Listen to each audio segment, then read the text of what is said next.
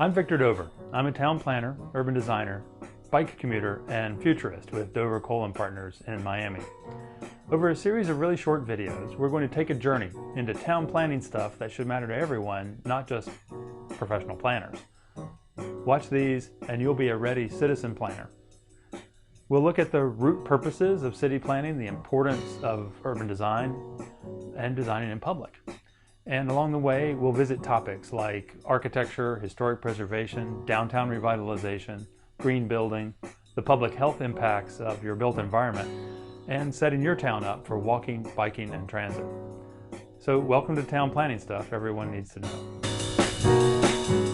Ever wondered whether city planning meetings and zoning hearings are a colossal waste of your time? They aren't, as long as your town isn't simply going through the motions. Ask, what do you want your neighborhood to be like? Every community should set out to create what it considers ideal. And that means not just talking about it or writing policies, but making maps, designing the future. Towns, like people, have to choose what they want to be when they grow up. If they're nice places to be, they probably haven't always been that way. People drew lines on maps, deciding what kind of neighborhood this should be. All the little decisions matter. So give some of your time to help move planning along in your town. Planning brings benefits, and that's number one on my list of town planning stuff everyone needs to know. We can't overestimate the importance of design versus mere planning.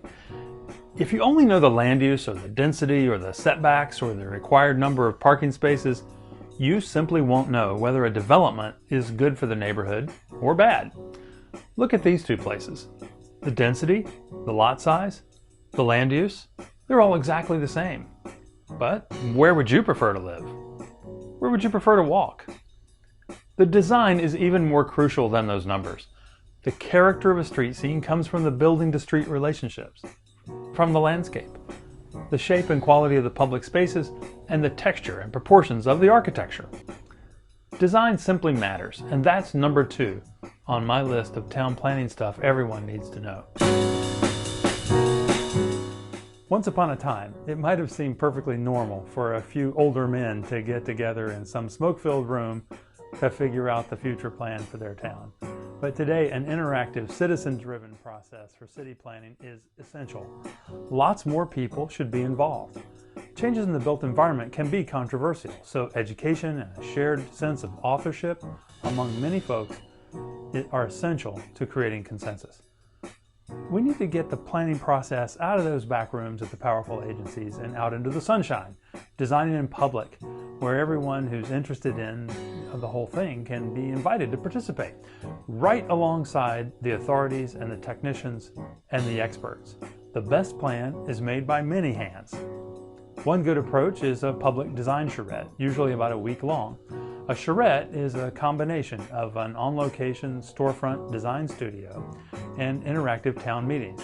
It's a bit like an old-time barn raising, except that instead of erecting a barn, we're getting the community together for a compressed period of time to build a plan, one that makes sense. Early on in the week, that includes a major public hands-on planning session in which small groups each tackle the map and debate alternative futures. Then, each group presents their proposals to the others to compare their big ideas. As the charrette week unfolds, the designers and the planners work to make the mini plans into one, testing scenarios and producing illustrations of the ideas. The doors are open all week, so citizen planners are invited into the studio to offer their feedback. Then, at the end of the week, we gather everyone again for a work-in-progress presentation, when we'll put the draft work up on a big screen and ask, is this what you meant? Designing in public is more fun and more quick and more effective. And that's number three on my list of town planning stuff everyone needs to know. Let's talk about before and after thinking. To do planning and urban design, you have to take a hard look at what's there and imagine in your mind's eye what it should be in the future. And then draw it somehow and show it to others and ask, is this what you envision too? That's a visual process. It's not just planning by the numbers. You have to make your visions visual. Way back in the 1980s, Joe Cole, Eric Vallee, and I saw a TV show about surgeons who were using crude video imagery to show trauma patients how their faces might look after reconstructive surgery, before and after. We thought, what if we could do the same thing to help heal the disfigured American city? We launched what became our practice with a special emphasis on visualization. So when we design changes to a street scene or to a neighborhood, we use drawings and computer imagery to show how the place you know could be transformed over time, improved. This helps communities and investors make better choices. Visualizing change before it occurs. It's number 4 on my list of town planning stuff everyone needs to know. Neighborhoods are the basic building block of a city or a town. In 1929, Clarence Perry documented what he called the neighborhood unit, and his diagram remains very useful. That diagram has been updated several times since, including this one from Doug Farr's book, Sustainable Urbanism. Neighborhoods vary a lot, but they have 5 basic characteristics. We keep these 5 things in mind when planning a new neighborhood, or when carefully updating or restoring an existing one. First, a proper neighborhood has an identifiable center and edge. You know when you've arrived at the heart of a neighborhood, for instance. Second, it's limited in size, about 5 minutes walk from center to edge. That's an easy distance to navigate without driving. Next, it has a mix of land uses and building types and housing types and prices. That variety allows for some of life's basic daily needs to be satisfied within the neighborhood. An old rule of thumb says, if you can buy a quart of milk within 5 minutes walk, that's a more livable neighborhood. Last, it should have some of its best sites reserved for civic purposes, like public buildings and gathering places. The thing about a downtown is, it's everybody's. No matter where you live in a particular city, if your downtown neighborhood is doing well, you probably have a sense of shared ownership and pride in that place. When a town grows to the size of several adjoining neighborhoods, it'll start to need and to deserve some things that individual neighborhoods by themselves can't support, like a larger central gathering place or a main street, or seats for the most important shared civic institutions like City Hall. In healthy cities, those things are almost always found among workplaces and housing and lodging and places to shop and eat in the downtown neighborhood or center. Downtowns, even the ones that fell into decline 40 or 50 years ago, are naturally set up to once again become places where people want to be. But they need tender, loving care. You can't force suburban zoning or parking requirements or suburban street designs on your downtown. Part of the convenience and functionality of traditional towns comes from their mix of land uses. Instead of pushing the needs of daily life farther apart from one another, as became common in the suburban zoning experiment after World War II, the time-tested way of building towns is to deliberately bring a range of human activities closer together. That way, you can find many of the things you need right in your neighborhood, within walking distance. For example, you might be able to walk from your home to a corner store or to a cafe without having to drive there and then search for a parking space there. Just a little bit of mixed use brings a great many benefits. For example, some trips out on the regional road network get shortened, others get eliminated, captured within the neighborhood, and still others become feasible for walking, biking, or transit.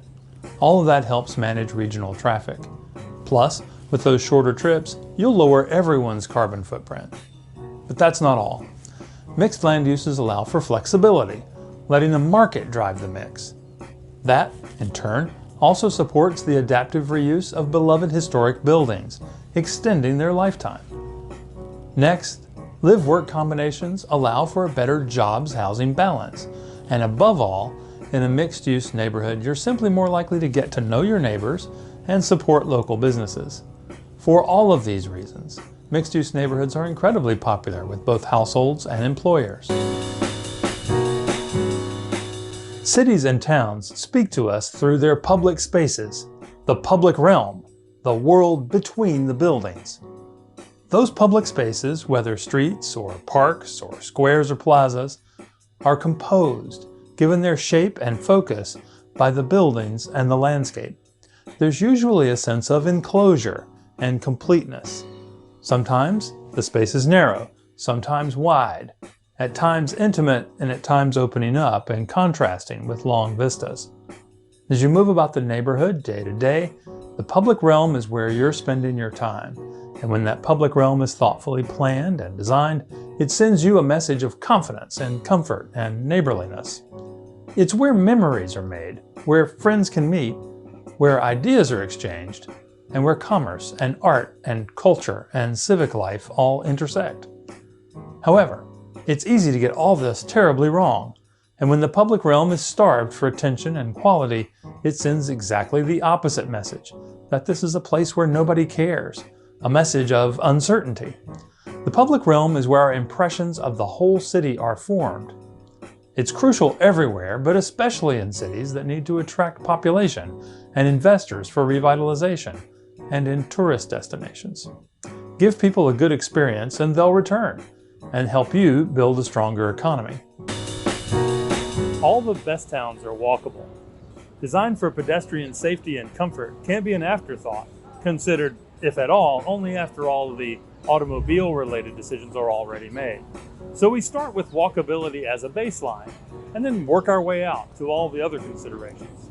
The streets that work best are more than mere transportation corridors. They're addresses, places where people want to be. Great streets come in all shapes and sizes, and an immense variety is possible. But we find there are 5 basic features always present in people-first streets. Features that dependably attract people on foot. Features you can demand in your town. First, they're shaped.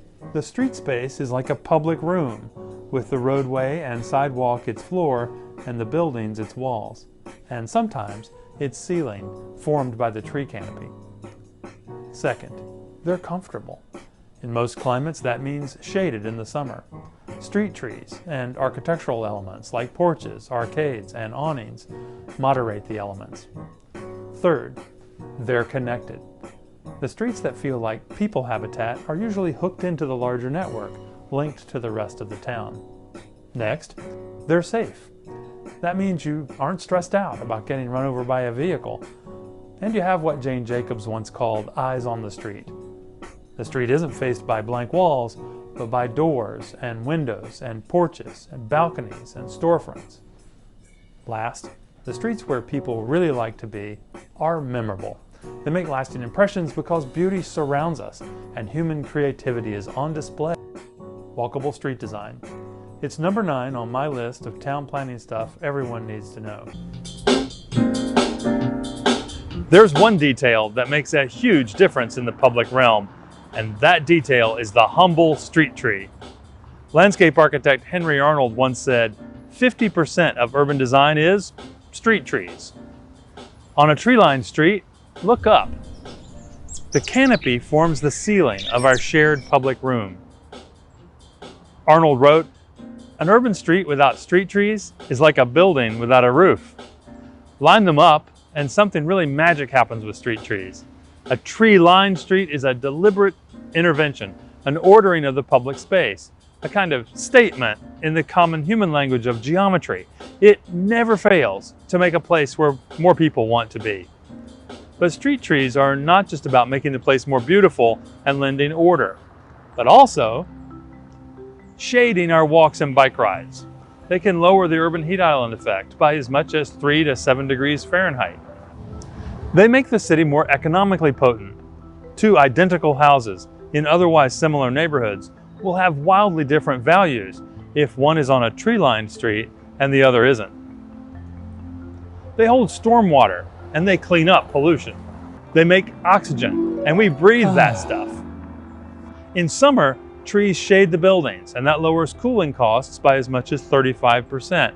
And they cut glare, leaving a delightful pattern of dappled light on our streets. Flowering trees and autumn leaves put on spectacular annual shows, drawing us to these places. And in winter, in temperate climates, Deciduous trees lose their leaves to let light in to warm the sidewalks and buildings. One more, they keep us safer, calming traffic. Street trees are not just a decorative frill, something to be cut when the budget is tight. They're mission-critical equipment to making good, resilient cities and towns, and they're number 10 on my list of town planning stuff everyone needs to know. Have you ever wondered why some settings feel like some place and others just feel like no place? Perhaps the key distinguishing feature between them is this: places where people like to be always have street-oriented architecture. The buildings are engaged with the street in some legible, designed way. There's a building-to-street relationship that feels mutually reinforcing. The street space, that public room, extends from building face to building face, so the way individual buildings are designed affects, even creates, the experience we have in that space. Many traditions and building types, and lot types, layouts, the architectural grammar, they all evolved as they did for precisely this reason: to dependably deliver a good experience and to present each building to its neighborhood in a dignified manner. Awnings and arcades, galleries, colonnades, these are ways that we deal with the sun and the rain, but they also are ways that the architecture reaches out, embraces, and engages with the street space. There are frequent doors along the street, reinforcing the whole scene. Small details of architectural grammar matter a lot. On main streets, mixed-use buildings should usually have an expression line just above the ground floor, such as a cornice or eyebrow, forming a base that separates the private upper floors from the public world of the commercial street scene below. Now, compare all that with deep setbacks or parking lots in front, or to rows of garage doors, to snout houses, or to blank walls. Oh no. You see, pleasant streets and street-oriented architecture support each other. But when the streets are hostile, we'll invariably find buildings retreating from the street, recoiling, and turning their backside toward the neighborhood. It's not a style thing.